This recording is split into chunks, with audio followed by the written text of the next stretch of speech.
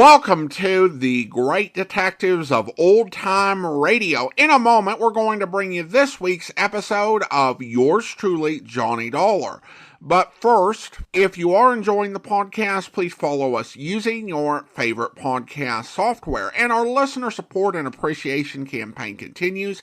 You can become one of our ongoing Patreon supporters for as little as $2 per month by going to patreon.greatdetectives.net.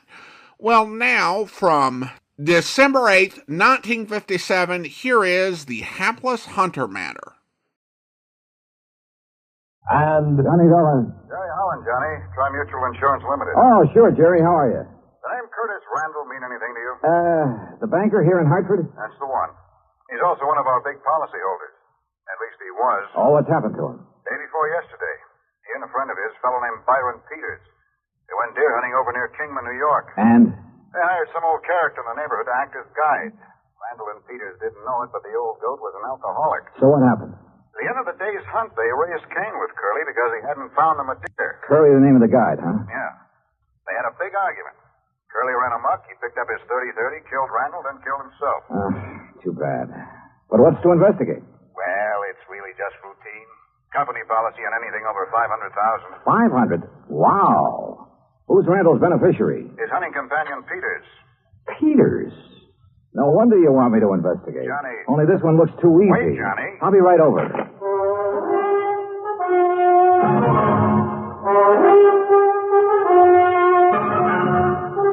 Bob Bailey in the exciting adventures of the man with the action-packed expense account. America's fabulous freelance insurance investigator. Yours truly, Johnny Dollar.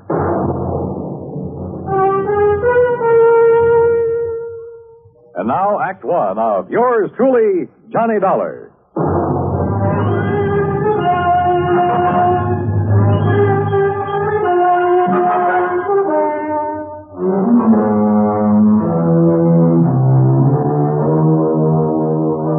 Expense account submitted by Special Investigator Johnny Dollar to the Tri-Mutual Insurance Company Limited, Hartford, Connecticut. Following is an account of expenses incurred during my investigation of the Hapless Hunter matter.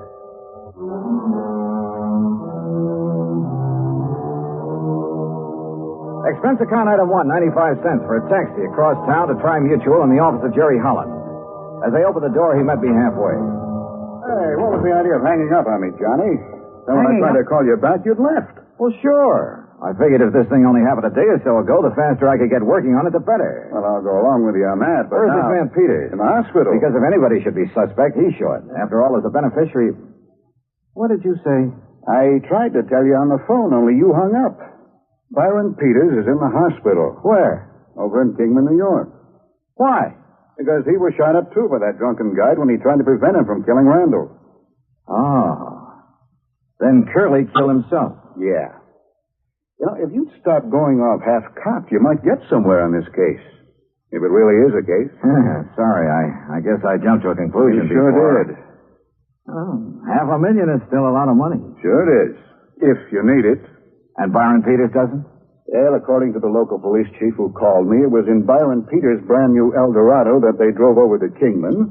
It was Peters who arranged for the guide service. It was he who supplied the guns and equipment. Yeah, okay, Jerry. I'll take your word for it. What hospital is he in over there? Angel of Mercy. It's the only one. Any other information I ought to have? None that I can give you. As I told you, this is just routine because of the money involved, company policy. Of course, for your report, you might try to find out if this old Curly Summers, the guide, had any reason to have it in for Randall. Randall knew him before, huh? I thought you said Peters arranged for the guide. No, I guess I did. But now, Let Johnny... me have Peters' home address, will you? And Randall's. Sure, why not? And I hope you don't think... Did you know Randall well? Yes. Was he a drinking man? One martini before dinner, that's all. There you are. Why? How about Peters? Oh, I don't know. What difference would it make? Oh, just wondered. Don't kid me, Johnny. You've got something up your sleeve. Why, Jerry. Now, what is it? You know something about these people that I don't? Not a thing, so help me. But $500,000 is a lot of money. And I tell you that if you suspect Byron Peters, you're crazy. Did I say I still suspect That's the way you've been talking. Did I? Well, no. Well, I do. sure, with so little to go on, I had no reason at all to suspect Peters. Except for a hunch. But hunches have paid off for me more than once. Expense account item 2380, a tank full of gas for the drive across Route 6 to the New York state line. There I picked up 9W, then 212 to Kingman. I found the Angel of Mercy Hospital on the way into town. The chief resident physician, Dr. Matthews, was completely cooperative and of no help whatsoever. Quite pointless to see him at the moment, Mr. Dollar. Oh, what do you mean, Doctor? Mr. Peters is sleeping under sedation. Oh? I'm afraid the ordeal with the police left him quite exhausted. The police have already seen and questioned him? Yes, and they had no business questioning him so long in view of his condition. Shock, you know. Tell me something. Do they suspect that he killed Mr. Randall, too, then wounded himself for an alibi? You mean that you do? Yeah. Do they? Oh, my boy, you must be joking. Of course not. Oh? Why not? Whether you realize it or not, and you will, if I permit you to see Mr. Peters, see the manner in which he was wounded, see the extent of his wound. I'll realize what? Oh, my boy. I asked you a question, Doctor. You will realize how impossible it would have been for him to shoot himself in that fashion, how narrowly he himself escaped death at the hands of that rum-crazed guide. You're sure, Doctor? Of course I'm sure, and so are the police. Well, where does that leave me? If I may say so, with egg on your face. Act Two of yours truly, Johnny Dollar, in a moment. And now, Act Two of yours truly, Johnny Dollar, and the Hapless Hunter matter. A hunting guide had run amok near the little town of Kingman, New York, and, according to report, was responsible for the death by shooting of wealthy banker Curtis Randall for the wounding of Randall's companion, Byron Peters. What? Peters is beneficiary of Randall's $500,000 insurance policy. So, naturally, the old bug of suspicion began to gnaw away at the back of my brain. Until, that is, I saw Peters, his wounds, the x-rays, and finally talked with Captain McManus at the local police headquarters. Oh, sure, we talked to Peters, Mr. Dollar, but only to find out exactly what happened when old Curly went off his rocker and started spraying lead with his hunting rifle, then shot himself. Then my suspicion that Peters might have done the shooting... Well, didn't you see how Mr. Peters was hit by that 30-30? Now, look. He saw Curly pull the rifle on Mr. Randall and shoot him down. Yeah. Yeah, so he lunged at Curly like this. Curly whirled around, pulled the trigger. Yeah. Well, the x-rays I saw. Sure. Well, then you know. When Peters lunged at him, the bullet creased his head from the top, went right through the muscles in the back of his left shoulder, and landed in the floor. So it's pretty obvious that Peters couldn't have shot himself. It's impossible. He would have had to have arms 5 or 6 feet long to shoot himself on the top of the head at that angle. Hey, when did you first learn about this whole thing, Captain? When Mr. Peters came to, he phoned me from up at Curly's cabin where it happened. I went up there right away. And? Curly and Randall were dead. Peters was still lying next to the fireplace where he'd fallen. What, if he was able to phone you? He pulled the phone over to him by the cord. Still had a good right hand, you know. Oh, I see. Where were Randall and Curly? Randall by the front door with a bullet in the back of his head. Curly lay between them. Just how much do you know about this Curly character? Well, that's the part I don't understand. Why he did it. I heard he was an alcoholic. Sure, he was a town drunk in a harmless sort of a way, except when he'd go off on a rampage and get into a fight or two, but never during hunting season. Uh-huh. Well, what did he do? Odd jobs of any kind, most anything. People had always refused to pay him until the job was done. To make sure he'd stay sober, huh? Well, at least reasonably sober. And just as soon as he got paid, he'd buy a lot of cheap whiskey and hole up in his cabin. That's where the murder occurred. Except during hunting season. Then he'd never touch it. Oh, he was a good guide, Mr. Dollar. He made a lot of money from the people who came up from New York City and Hartford and such. That's the part I don't understand. His hitting the bottle during the season. Well, did he ever have any trouble with his clients before? Oh, he'd bellyache about them being so rich when he was so poor, that sort of thing. But he'd have to get awfully drunk to... I swear I don't understand it. Yeah. Well, look, Captain, I'd like to see the bodies of Mr. Randall and Curly. Are they still hereabouts? Still over at the coroner's office. Then let's go, huh? I wasn't quite sure what I was looking for. Maybe that's the reason I found it. At least found something that started that old suspicion bug gnawing away again. Peters, back at the hospital, had had a bad powder burn on his forehead, next to where the bullet had creased him. Okay. He had said that Curly the guide pulled the trigger when he lunged at him. Randall, there at the coroner's office, had no powder burns. Okay. It was apparent that he had been shot from across the room. But Curly, who was supposed to have shot himself upward through the jaw, also showed no sign of powder burn. Sure, the bullet hole indicated he could have shot himself by holding the gun at arm's length. A 30-30 is fairly short. But no powder burn. I said nothing of this to Chief McManus. Well, it pretty much bears out what Peters told me and I told you, doesn't it? Curly shot Randall, then Peters, then himself. Captain, suppose, just for the sake of argument, that Randall did the shooting. First, that is. Well, now, Mr. Dollar. Wait, speaking of argument, Peters said that Randall and Curly had a pretty big one. Because Curly didn't find him any there. That's when he started to get drunk and abusive. But as for Mr. Randall... On the other hand, suppose that Peters started the whole thing. Oh, now, look, that doesn't make any sense. Then try to kill himself? Well, isn't that what you're saying Curly did? Well, sure, but that's different. No good old bum realized he'd gone too far. There was no other way out for him. But a man like Peters, with money, everything he wants... Where is this cabin of Curly's? Quite a way. 10, 12 miles. How do I get there? Straight down Pear Street to the mobile gas station. You know where that is? Yeah, I saw it on my way in. Okay, you turn left there. You go 6 miles, then take the first right-hand road right up the side of Deer Mountain until you get there. Okay. Here's the key to it. Oh, good, thanks, Chief. I'll see you later. You want me to go along with you? No. According to you, this hunch of mine is all wrong. I'm sure of it. Okay, then. I'd better wing it alone. From the outside, Curly's cabin was a shack, nothing more. And there were enough cheap whiskey bottles scattered around the yard to sink a battleship.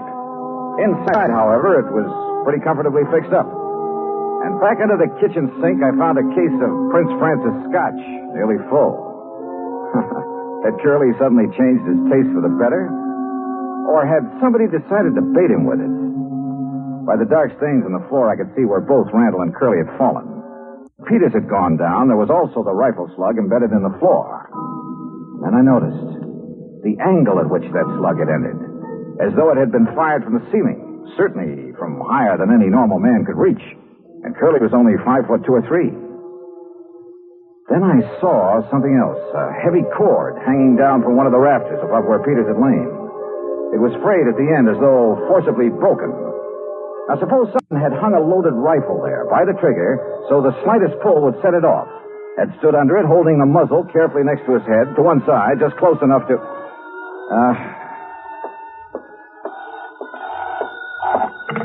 Yeah, hello.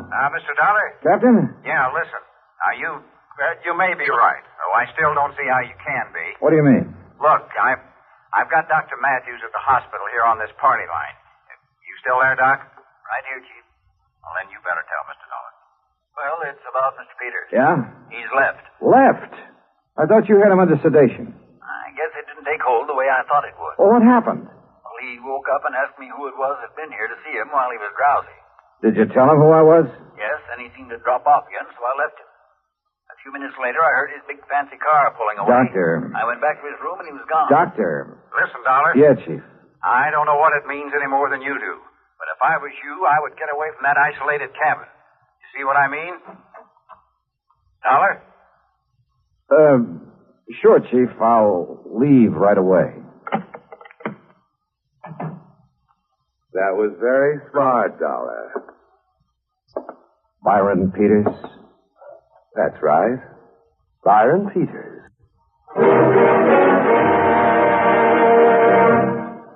Act 3 of yours truly, Johnny Dollar, in a moment. And now, Act 3 of yours truly, Johnny Dollar, and the Hapless Hunter matter.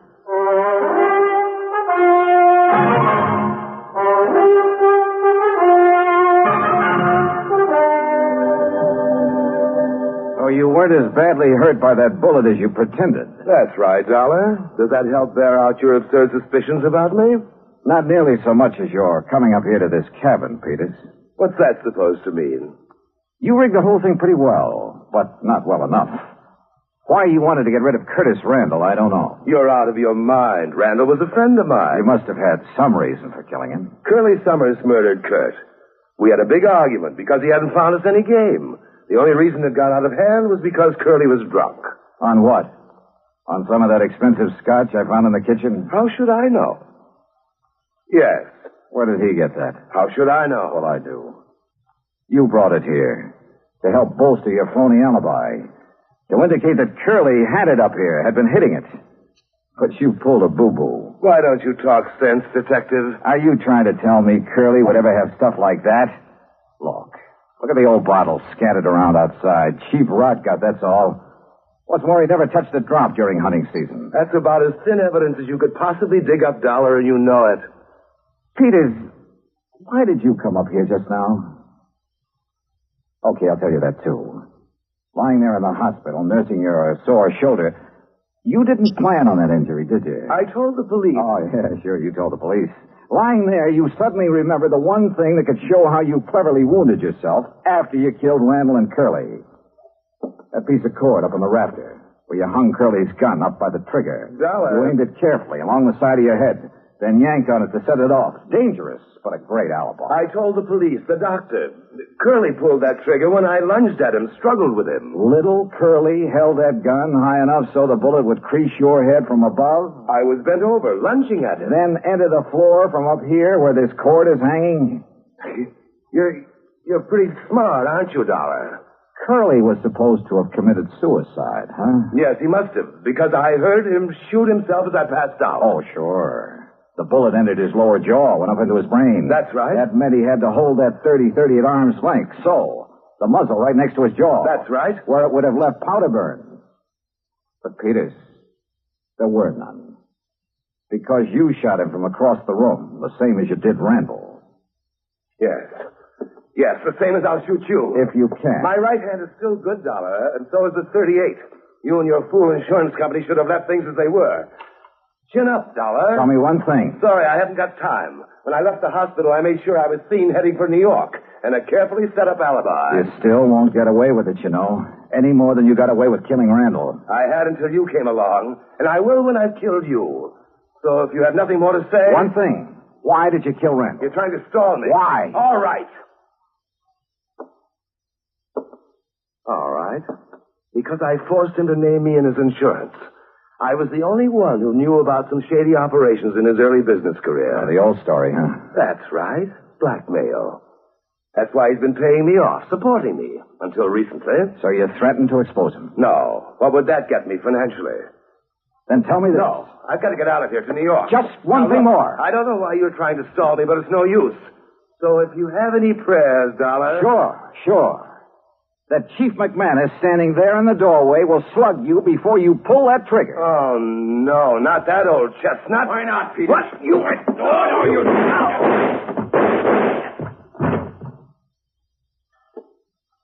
Doggone it, Dollar. I thought I told you on the phone to get out of here.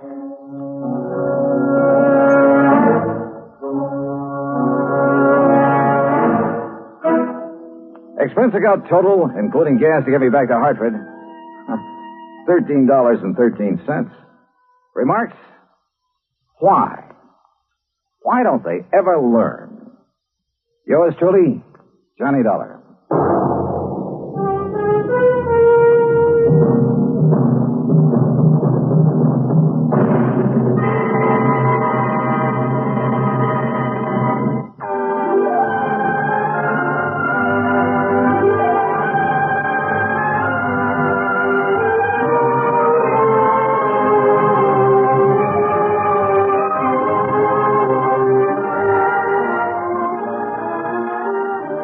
This is the United States Armed Forces Radio and Television Service.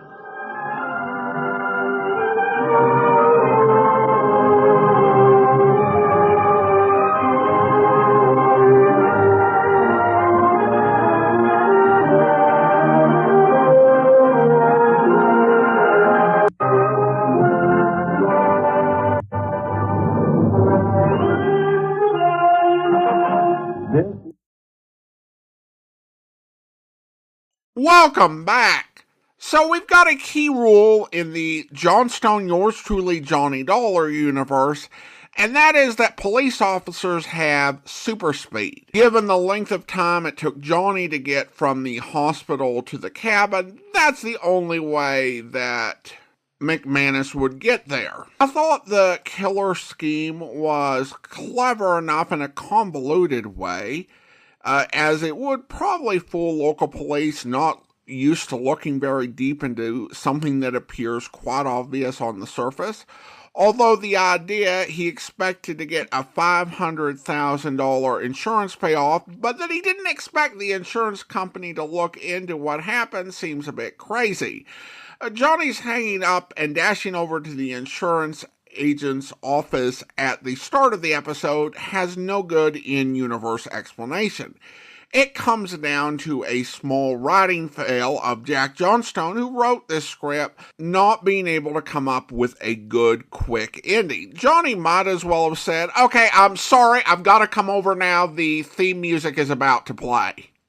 Given the agent's attitude that this was just a box-checking exercise, it makes me wonder why he's calling Johnny in at all. I generally assume that whatever his fees, Johnny commands more than your average insurance investigator. If it's just a box-checking exercise without any real likelihood that this is going to turn out to be fraud, why not just call in a less expensive operative? Well, listener comments and feedback now, and we start out on Facebook, where Emmett writes regarding the episode The Hope to Die Matter. "I thought this was a silly, typical Jack Johnstone episode until the expectation at the end, where we learn it's rather like a crime in the interest of the greater good. That doesn't make it any less unlikely, but hey, that's a Johnstone script in the age of declining scripts."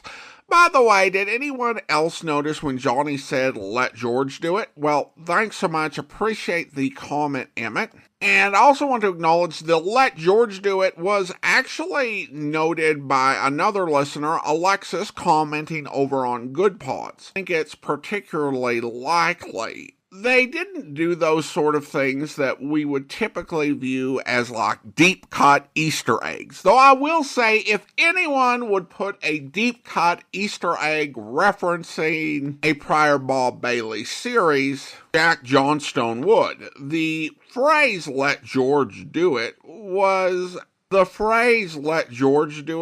actually pretty common, but began to fade from public consciousness in the second half of the 20th century. The only reason I heard it as a kid was that I saw an episode of Davy and Goliath from 1972, where the episode essentially taught kids the concept of the phrase "let George do it," and when it comes to caring for our neighbors, to actually take care of them ourselves, not just assume somebody else is going to do it. That episode aired in 1972, and in the 52 years since, I'm not aware of a single media production, nothing I've heard since then, has referenced that saying at all. The Johnny Dollar episode was 15 years before that, so it was starting to fade, but I think there was still a great public awareness of what the saying was and what it meant. And then I have a comment on YouTube. A listener writes, "The only thing I know about .257 caliber is that those rifles are expensive." I would imagine so, given the small interest in the gun and the limited interest in ammunition. That has to be a fairly expensive weapon to own. And then over on Spotify, Nightwing comments regarding, I guess, some of our conversation about telephones. If you are ever in Georgia, we have the Rural Telephone Museum, and it is... I did look that up. It is in Leslie, Georgia, and it has telephones going back to replicas of the phones used by Alexander Graham Bell, and also has a couple that were used in President Carter's presidential campaign in the 70s. It's in Leslie, Georgia, which is only 20 miles from Plains. And looks like one of those great bits of Americana that would be so interesting to visit. Thanks so much for sharing about it. Then we have a comment from John who writes, how did the U.S. win World War II if sound quality in 1957 was still this bad? I trust the question is at least partially humorous, and I'm tempted to be a smart aleck about it, but I will say that the audio did not sound as bad when this was transmitted in 1957. These are just the best quality recordings that we have available today, which, as I've talked about in the past, particularly into some comments, I think most recently on Matthew Slade, you're just dealing with recordings that aren't first generation or lower quality, and it's unfortunate that there are some Johnny Dollar episodes where we don't have high quality recordings. And again, there are people working to have improved quality, but we play the best we can find, and there are those sort of limitations. So I appreciate folks bearing with us. And by smart alecky, I meant something like, you should have heard the quality of the German radio detective programs. And finally, we have a comment from Dave regarding our Sam Spade Mr. Moto episode. My favorite show, love every Sam Spade movie and radio episode. He was the mold every private detective came from. To infinity. Well, thank you so much. Appreciate your comment, David. And now it is time to thank our Patreon supporter of the day. And I want to go ahead and thank James. James has been one of our Patreon supporters since July 2022. Currently supporting the podcast at the Detective Sergeant level of $7.14 or more per month. Thank you so much for your support. And that will actually do it for today. If you're enjoying the podcast, please follow us using your favorite podcast software. And if you're enjoying the podcast on YouTube, be sure to like the video, subscribe to the channel, and mark the notification bell. We'll be back next Friday with another episode of yours truly, Johnny Dollar, but join us back here tomorrow for Dragnet, where... That plane, what's it doing up there? Oh, it's just an airliner. Probably on its way into Burbank. You're not fooling me. That plane's been by before. It's flying low, too. Yeah, I guess I didn't notice it. Well, what difference does it make? Probably watching. Flying back and forth. Maybe they're the police. They're trying to do something. They're trying to get their hands on me. Well, let's see. Yeah? Might be their plane. It's a big one. Sure. Sure, they're trying to do something. Coming right by here, flying low. It's the same one. I can see.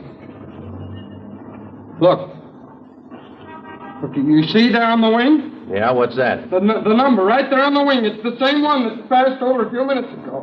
You get away from me! All right, Walter, give me that. Get away, I'm going to kill you! Give it to me! That's it, Walter. I hope you'll be with us then. In the meantime, send your comments to box13@greatdetectives.net. Follow us on Twitter at Radio Detectives, and check us out on Instagram, instagram.com/greatdetectives. From Boise, Idaho, this is your host, Adam Graham, signing off.